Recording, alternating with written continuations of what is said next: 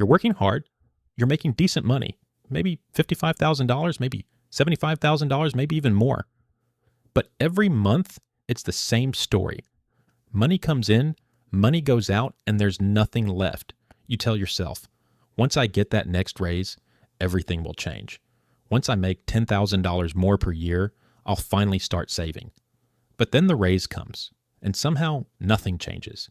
You're still living paycheck to paycheck. You're still stressed about money. You look at your bank account and think, where's it all going? And here's the brutal truth. It's not your income that's the problem. It's the lies you've been told about money. Lies that sound so reasonable, so normal, so true that you've never questioned them. These three myths are keeping you broke, and they're so deeply embedded in our culture that most people never escape them. But by the end of this video, I'm going to expose each one, show you exactly why they're destroying your financial future, and give you the truth that will finally set you free to build real wealth. My name is Max, and I want to help you learn how to make your money work more for you in your life. Today, I'm going to dismantle the three most damaging money myths that keep millions of people stuck in financial mediocrity. And I'll show you the counterintuitive truths that actually build wealth so you can stop spinning your wheels and start making real progress. So let's get started, and please make sure to hit the subscribe button and give this video a thumbs up if you like it. Myth number one, you need to make more money to build wealth. Okay, let's start with the biggest, most seductive myth, the belief that your income is the primary obstacle to building wealth. That if you just made more money, all your financial problems would disappear. Here's the thing. This myth feels true because it's partially true. Yes, making more money gives you more resources to work with, but it's not the determining factor in whether you build wealth or stay broke. According to research from Thomas Stanley's The Millionaire Next Door, which studied thousands of millionaires, the correlation between high income and high net worth is much weaker than most people assume. The study found that many people making $200,000 plus per year have shockingly low net worth, while many people making $60,000 to $80,000 per year have built substantial wealth. Why? Because income is what you earn, but wealth is what you keep and grow. They're related, but they're not the same thing. Let me show you the math that proves this. According to data from the Bureau of Labor Statistics, a household making $100,000 per year spends an average of $78,000 annually. A household making $50,000 per year spends an average of $48,000 annually. Notice the pattern? As income goes up, spending goes up almost proportionally. This is called lifestyle inflation, and it's why people making $150,000 often feel just as broke as people making $50,000. Here's what most people don't realize.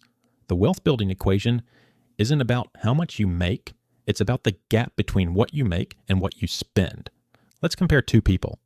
Person A makes $120,000 per year, spends $110,000 per year, saves $10,000 per year. After 20 years of 8% investment returns, approximately $494,000. Person B makes $65,000 per year, spends $50,000 per year, saves $15,000 per year. After 20 years at 8%, approximately $741,000, and person B makes almost half the income of person A but builds 50% more wealth because they mastered the gap. Additionally, there's a psychological trap here. When you believe, I just need to make more money, you're always chasing the next raise, the next promotion, the next job. But you never fix the underlying behavior, overspending relative to income. So when the raise comes, your lifestyle inflates to match it, and you're right back where you started. The truth? Your savings rate matters infinitely more than your income level. A person making $50,000 who saves 20% will build more wealth than a person making $100,000 who saves 5%. What to do instead? Focus on increasing the gap between income and spending. Yes, work on increasing your income, that's valuable. But simultaneously, ruthlessly control lifestyle inflation. When you get a $5,000 raise, save $4,000 of it, and only increase your lifestyle by $1,000. This is how wealth actually builds. Myth number two, you need a detailed budget to control your spending. The second myth is that you need to track every dollar Categorize every expense and maintain a detailed budget to control your spending. Look, I know this is controversial because budgeting is the standard financial advice everyone gives. But here's the reality. Traditional budgeting has about a 12% success rate, according to U.S. Bank research. That means it fails for 88% of people who try it. Why does budgeting fail so spectacularly? Because it relies on something humans are terrible at: constant willpower and manual tracking. A traditional budget requires you to track every purchase manually or review every transaction, categorize expenses into buckets, compare actual spending to budgeted amounts, make constant micro decisions about whether you have budget left in a category, feel guilty when you go over budget, start over every month. It's exhausting, it's tedious. And when you're tired, stressed, or emotional, which is when you make most financial mistakes, the system collapses. This is where it gets really interesting. Research from behavioral economics shows that systems that require less willpower and fewer decisions produce better long-term results than systems that require high willpower and constant decisions. The truth, you don't need a detailed budget. You need an automated financial system that prevents bad decisions before you make them. Here's what actually works. The Pay Yourself First system combined with automation. How it works. Step 1. Calculate the minimum you need to live. Rent, utilities, food, insurance, minimum debt payments, transportation. Let's say that's $3,200 per month. Step 2. Decide your savings and investment rate. Let's say 20% of gross income. On a $60,000 salary, that's $1,000 per month. Step 3. Set up automatic transfers the day after you get paid. $1,000 to savings/investment accounts. Separate bills checking account. Whatever's left to spending account. Step 4. Pay all your fixed bills from the bills account automatically.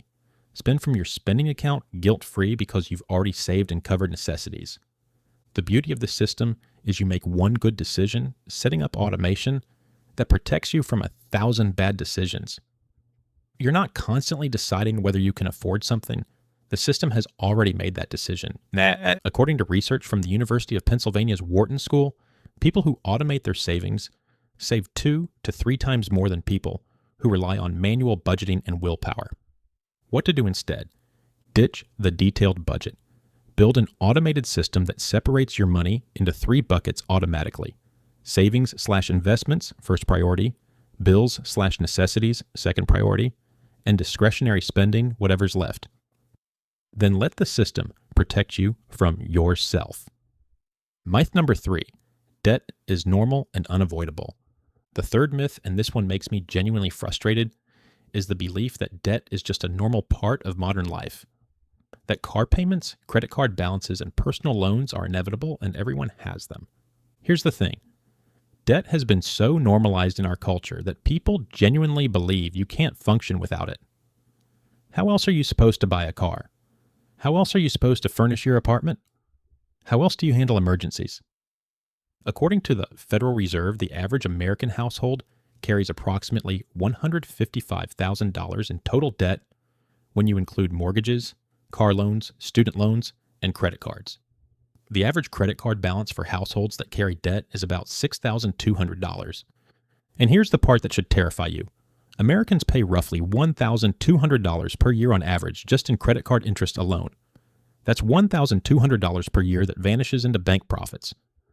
Money that could have been invested, saved, or used to build wealth. But we've been conditioned to think this is normal. We've been taught to focus on monthly payments instead of total cost. We've been sold the lie that good debt exists and that leveraging yourself is smart financial strategy. Let me be clear. Some debt is unavoidable for most people. Mortgages and student loans for education that increases earning potential can make mathematical sense. But consumer debt, credit cards, car loans, personal loans, buy now, pay later schemes is never in your best interest. It's always in the lender's best interest. Here's the math that proves it. Let's say you have $15,000 in various consumer debts, $6,000 credit card at 22%, $9,000 car loan at 8%. Your minimum payments total about $400 per month. If you just make minimum payments, you'll pay approximately $8,200 in interest over the life of these debts. That's $8,200 that could have been invested.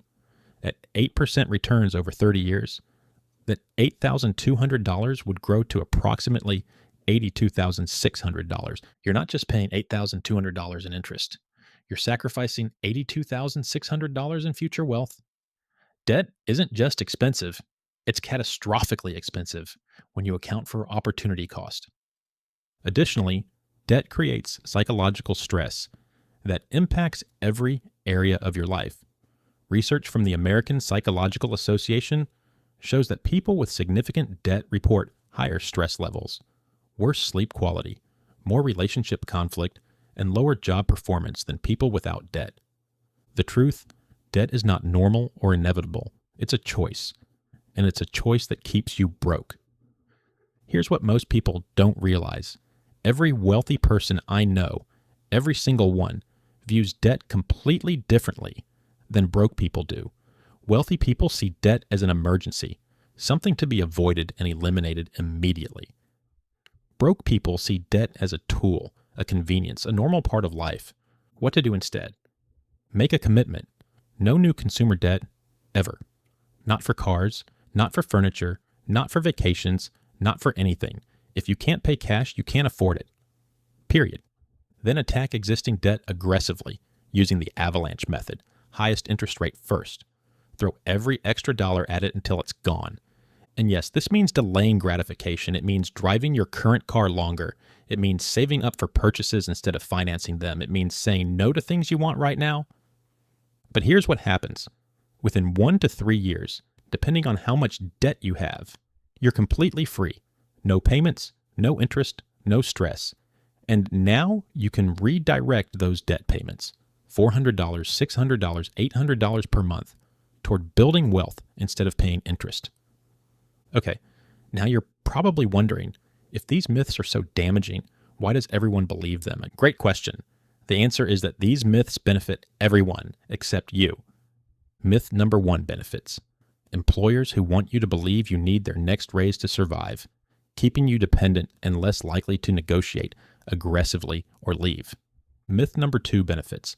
The budgeting app industry, financial advisors who sell complex planning services, and anyone who profits from you, feeling like money management is complicated and requires professional help.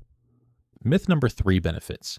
Banks, credit card companies, auto lenders, and every business that makes money from your debt. The entire consumer credit industry, a multi-trillion-dollar sector, depends on you believing debt is normal. These myths are perpetuated through advertising, cultural messaging, and social norming. When everyone around you has car payments and credit card debt, it seems normal. When every commercial shows people buying things on credit, it seems smart. When financial advice focuses on detailed budgeting, it seems necessary. But normal doesn't mean good. Normalized behavior can still be destructive. Additionally, let me tell you what actually builds wealth, because it's simpler than you've been led to believe. Truth number 1, spend significantly less than you earn consistently for decades.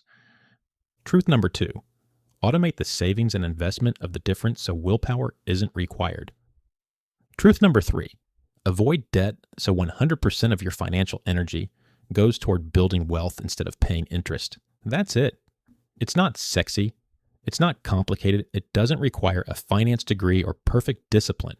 It just requires clarity on what actually works and the commitment to do it.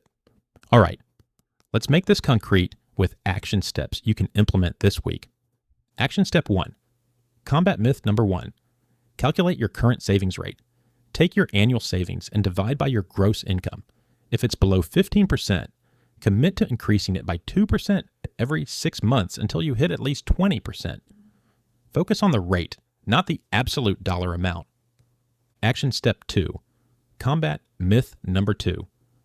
Set up automated financial buckets this week. Open separate accounts for savings, bills, and spending. Set up automatic transfers based on the system I described. Give yourself 1 month to test it and adjust the amounts if needed. Action step 3, combat myth number 3. List all your consumer debts with interest rates and balances. Make a commitment. No new consumer debt starting today. Then create a debt payoff plan using the avalanche method and set a target date for being completely debt-free. Now, I know you may be frustrated because you're thinking, Max, this sounds hard. This requires sacrifice. Everyone else is living their life, and I'm supposed to just save and avoid debt? Yes, that's exactly what I'm saying. Because everyone else is broke. Everyone else is stressed about money. Everyone else will work until they're 70 and have nothing to show for it. You're not here to be like everyone else. You're here to build wealth and freedom, and that requires doing what everyone else refuses to do. Look, here's what I need you to understand. These 3 myths, that you need more income, that you need detailed budgets, and that debt is normal, are lies that keep you trapped. They keep you focused on the wrong things. They keep you believing that wealth building is more complicated than it is. They keep you accepting financial mediocrity as inevitable. But it's not inevitable. You can break free. You can build wealth on a moderate income. You can control your spending without obsessive tracking. You can live completely debt-free. The people who achieve financial freedom aren't lucky. They aren't special. They just stopped believing the myths and started living according to the truth. And that choice is available to you right now, today. If this video exposed the lies you've been believing and showed you what actually works, I want you to do 2 things. First, comment below with which myth you've been believing and what you're going to change. Accountability is powerful, and your comment might help someone else break free. Second, think about one person in your life who's stuck believing these same myths, maybe a friend, a family member, a coworker, and share this video with them. You might change their entire financial trajectory. And if you want more truth about money instead of the myths everyone else is selling, hit that subscribe button. I'm here every week breaking down what actually works versus what sounds good but keeps you broke. Your financial future isn't determined by your income, your budget, or your debt. It's determined by what you believe about money and whether you're willing to live according to the truth. The truth is available. The question is whether you'll act on it. Thanks for watching. Now go prove these myths wrong in your own life.